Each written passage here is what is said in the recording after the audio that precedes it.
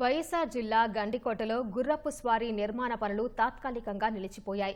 పనులు పూర్తయితే పర్యాటకుల సంఖ్య మరింత పెరిగే అవకాశం ఉంది. ఈ ఏడాది ఏప్రిల్ నెలలో సుమారు 17 ఎకరాల్లో 2 కోట్ల రూపాయలతో పనులు ప్రారంభమయ్యాయి. జూన్ నాటికి పనులు పూర్తి కావాల్సి ఉంది. ప్రహరీ, గుర్రాల కోసం షెడ్లు, వాహనాల పార్కింగ్, పర్యాటకులు కూర్చునేందుకు ఏర్పాట్లు చేయాల్సి ఉంది. ఎన్నికల ప్రక్రియతో పనుల్లో జాప్యం జరిగిందని గృహ నిర్మాణ శాఖ అధికారులు చెప్పారు. త్వరలోనే మిగిలిన పనులు పూర్తి చేస్తామన్నారు.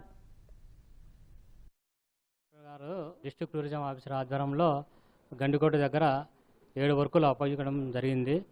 చుట్టూ పర్యాటకులు వచ్చేస్తే వాళ్ళని గుర్రాల మీద తిరిగేదానికి కాంపౌండ్ వాళ్ళు, రోడ్స్ అవన్నీ జరగడం జరిగింది. దీని వ్యయం వచ్చేసి ఎస్టిమేట్ వచ్చేసి 2 కోట్లు.